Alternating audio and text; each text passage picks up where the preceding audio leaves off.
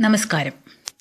ഡീമോണിറ്റൈസേഷന്റെ ഫലമായി ഉണ്ടാകാൻ പോകുന്ന മഹാസാമ്പത്തിക വിപ്ലവം ഒരു ആധുനിക ഇന്ത്യയിലേക്കുള്ള പുതുകാൽവെപ്പാണ് എന്ന് തിരിച്ചറിയാതെ നരേന്ദർ ദാമോദർദാസ് മോദി എന്ന ഇന്ദിരാഗാന്ധിക്ക് ശേഷം ഇന്ത്യ കണ്ട ഏറ്റവും ശക്തനായ ഭരണാധികാരിയെ വിമർശിക്കുന്നവരോട് എനിക്ക് പറയാനുള്ളത്, മോദി എന്ന പ്രധാനമന്ത്രിക്ക് തന്റെ മുൻഗാമികളെപ്പോലെ ഒന്നും ചെയ്യാതെ സാധാ ഗവൺമെന്റ് മെഷീനറിയുടെ ഭാഗമായി പ്രശ്നങ്ങളില്ലാതെ ഈ പഴിയൊന്നും കേൾക്കാതെ ചില പൊടിക്കൈകളൊക്കെ കാട്ടി ജനങ്ങളെ പറ്റിച്ച് സമാധാനമായി ഭരിക്കാമായിരുന്നു. അത് ചെയ്യാതെ ഒരു മാറ്റം കൊണ്ടുവരാനുള്ള ഈ ശ്രമത്തിന്റെ പാതകൾ അങ്ങേയറ്റം ക്ലേശകരമെന്ന് മനസ്സിലാക്കാനുള്ള സാമാന്യ ബുദ്ധിയൊക്കെ ചായക്കടക്കാരനിൽ നിന്ന് പ്രധാനമന്ത്രി പദത്തിലെത്തിയ മോദിക്ക് ഇല്ലാതിരിക്കുമോ? ഒരു ഫോൾസ് ബൂമിംഗ് സാമ്പത്തിക വ്യവസ്ഥയുടെ ഭാഗമായ നമുക്ക് നികുതി വെട്ടിപ്പും കള്ളപ്പണവുമൊക്കെ നിശബ്ദമായി അംഗീകരിക്കപ്പെട്ട ശരികളാണ്. അതിന് തടസ്സം നിൽക്കുന്ന പരിഷ്കാരങ്ങൾ രസിക്കാത്തവയുമാണ്. പരിഷ്കാരം കൊണ്ടുവരുന്നവൻ ശത്രുവും. നോട്ടു പരിഷ്കരണം സാധാരണക്കാരായ ജനങ്ങൾക്ക് ബുദ്ധിമുട്ടുണ്ടാക്കി എന്ന സത്യം അംഗീകരിക്കുമ്പോൾ തന്നെ നാം മനസ്സിലാക്കേണ്ട മറ്റൊരു സത്യമുണ്ട്. ഒരൽപ്പം ബുദ്ധിമുട്ട് സഹിക്കാതെ ഒരു നന്മയും നമുക്ക് നേടാൻ പറ്റില്ല. ഇന്ന് നാം അനുഭവിക്കുന്ന ഈ ബുദ്ധിമുട്ടെല്ലാം മാറും. കൃത്യമായ കണക്കുള്ള ഒരു സാമ്പത്തിക വ്യവസ്ഥയിൽ എല്ലാ വിനിമയങ്ങളും ഔദ്യോഗികമാവുമ്പോഴേ രാജ്യത്ത് പരിഷ്കരണം കൊണ്ടുവരാൻ കഴിയൂ.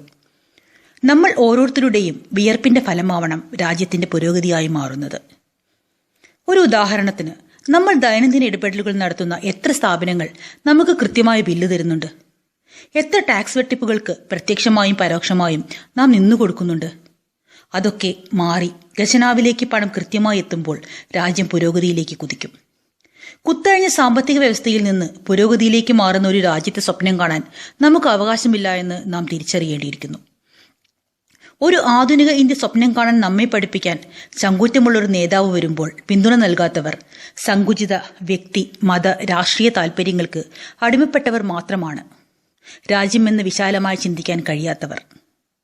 മകളുടെ വിവാഹത്തിന് സ്ത്രീധനം പണമായി തന്നെ നൽകാൻ കഴിയാത്തതുകൊണ്ട് വിവാഹം മുടങ്ങിയെന്ന് പറഞ്ഞ് കരയുന്നവരോട് ഒന്നേ പറയാനുള്ളൂ, നിങ്ങളുടെ മകൾ രക്ഷപ്പെട്ടു. സാഹചര്യങ്ങൾ മനസ്സിലാക്കാത്ത പണപ്പിശാചുകളുടെ കയ്യിൽ തീരാനുള്ളതല്ല മക്കളുടെ ജീവിതം. എല്ലാവരും മോദിയെക്കുറിച്ച് പറയുന്നൊരു അപവാദമാണ് അദാനിയെയും അംബാനിയെയും സഹായിക്കാൻ വേണ്ടിയായിരുന്നു നോട്ട് നിരോധനമെന്ന്. ഒന്ന് ചോദിക്കട്ടെ, അവരെ സഹായിച്ചിട്ട് വ്യക്തിപരമായി മോദിക്കെന്തു നേട്ടം? ഇന്ത്യ മഹാരാജ്യത്തിന്റെ പ്രധാനമന്ത്രിയായി അദ്ദേഹം മാറിയത് ജനകോടികൾ നൽകിയ വോട്ട് കൊണ്ടാണ്. ഇനിയും ആ പദത്തിൽ തുടരണമെങ്കിൽ ജനങ്ങൾ തന്നെ കനിയണം. ആർക്കുവേണ്ടിയും ഒന്നും നേടാനില്ല അദ്ദേഹത്തിന്. കുടുംബവും മക്കളും ഇല്ലാത്തത് ഇന്ത്യൻ രാഷ്ട്രീയത്തെ സംബന്ധിച്ച് മക്കൾ രാഷ്ട്രീയത്തിന്റെ കരാളഹസ്തത്തിൽ നിന്നുള്ള ഒരു രക്ഷപ്പെടലാണ്. ഡീമോണിറ്റൈസേഷനെയും മോദിയെയും കുറ്റം പറയുന്ന സമയത്ത് പ്രായോഗികമായി ചിന്തിച്ച് ഈ മഹാവിപ്ലവത്തിന്റെ ഭാഗമാവുക. നമ്മൾ പഠിക്കുന്ന കാര്യങ്ങൾ മറ്റുള്ളവർക്ക് പറഞ്ഞു കൊടുത്തുകൊണ്ട് രാജ്യപുരോഗതിയിൽ പങ്കാളിയാവുക. വിദ്യാഭ്യാസ കച്ചവടം തൊട്ട് മതതീവ്രവാദം വരെ കടിഞ്ഞാണിടുന്ന ഒരു അഴിമതിരഹിത ശക്ത ഭാരതത്തിനായി താൽക്കാലിക ബുദ്ധിമുട്ടുകൾ സഹിക്കുക. നമുക്ക് വേണ്ടിയും വരും തലമുറകൾക്ക് വേണ്ടിയും. വരൂ, നമുക്ക് ഒരു ശക്തമായ ഭാരതം കെട്ടിപ്പടുക്കാം. ജയ് ഹിന്ദ്.